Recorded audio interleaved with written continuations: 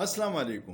یو لفظ دی سی پیک، تاسو یې ډېر اورئ په ټي وي باندې. د چین سره زموږ د دوستۍ یو علامت دی او پاکستان ته ډېر امیدونه دي. دا سی پیک څه شی دی، ولې شروع شو، د چین څه ویژن دی؟ ما وی چې نن درته د پښتو په ساده الفاظو کې د دې هیسټري ووایم.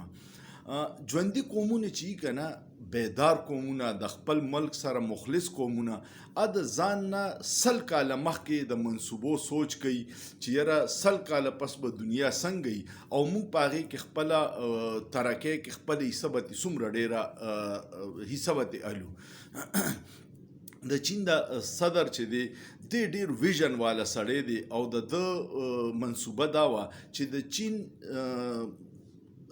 خو ډېر لوی ملک دی چې د چین هره صوبه دی هغسې یکسا ترقي وکړي څنګه چې د چین غټ ښارونه دي.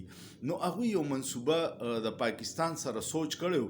دا په 1990 نه د دوی یو سوچ و چې یاره ګوادر که موږ په څه طریقه استعمال کړو نو به زموږ دپاره ډېر فایده وي. بیا په 1999 کې د پریکټیکل شکل اختیار کو او په 2000 کې ډېر زیات MOUs ساین شو. دا MOUs یو اګریمنټ چې یاره دغسې به مخکې به موږ په دې طریقه سره کار کوو. هغه اګریمنټ ساین شوې او په ټوله دنیا کې د دوی یو منصوبه ده ون روډ ون بیلټ. نو په هغې کې دوی وایي چې دا ملکونه د خپل بزنس دپاره د خپل مفاداتو دپاره په روډ به ذریعه کنیکټ کړو. په هغې کې دا یو منصوبه سی پیک هم راله. د سی پیک مطلب دی چاینا پاکستان اکنامک کوریډور او دای په دې وکړه چې کم زموږ د دې پاکستان سره د خنجرا پاس نه چاینا بارډر نه اخوا کمې صوبې دي دا د چین نه ډېرې لرې دي. د دې صوبې نه چې ته شنګای ته ځې نو په ټرین کې هم 3 ورځې سفر دی. نو هغوی وایي چې دا صوبې چې کم دلته کې مونږ ډیولپمنټ وکړو، انډسټري ولګو او د دې د مال بیا ځي شنګای ته او د شنګای نه د بندرګاه په ذریعه باندې د بحري جهازونو کې ټولې دنیا ته سپلای کیږي. نو کې 3 نه والا 15 هفتې لګي او کوچري مونږ په دې پاکستان په ذریعه باندې نږدې ګوادر ته یا د روډ په ذریعه باندې افغانستان ته، بیا د نه مخکې ترکمانستان، ازبکستان، د سنټرل ایشیا ته لیږو. نو به مونږ ته ډېر په 3 نه 15 ورځو کې به دغې ملکونو ته دا مالونه رسي.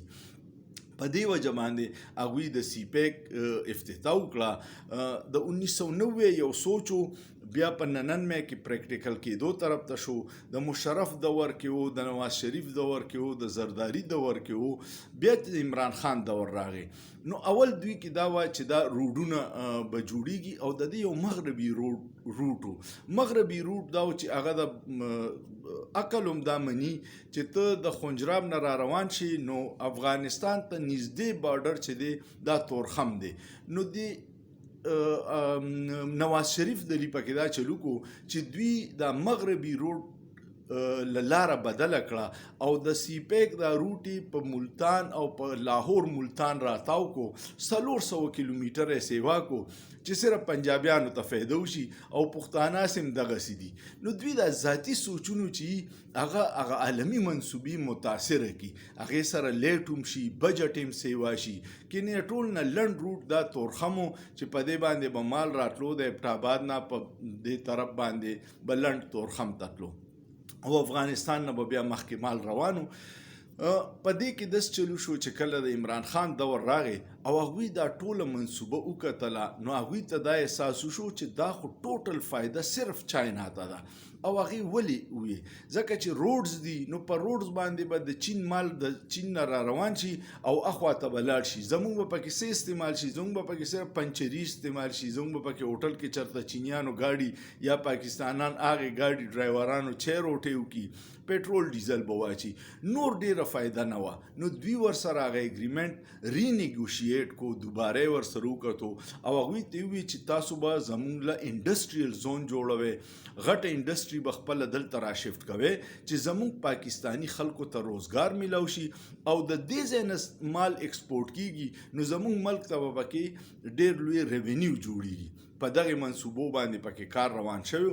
د رشکې سره پکې پاک چاینا یو انډسټریل زون په مختلف ځایونو کې دا منصوبه وه او دې سره به دا وه چې په پاکستان کې به ډېر لوی روزګار جوړ شوی ځکه چې چینیان ډېر په منظم طریقې سره کار کوي، محنتیان دي او د چین مال ارزان دی. په دې وجې په ټوله دنیا کې ډیمانډ دی. نو عمران خان ورسره دا ویلو چې تاسو به دا کوئ چې دلته به یوازې په روډ باندې خپل مال نه وړئ، زمونږ ملک انډسټري جوړه کړئ چې ستاسو دا مالونه زمونږ په ملک کې جوړیږي او زمونږ خلک په روزګار شي او زمونږ ملک ته ریونیو ملاویږي.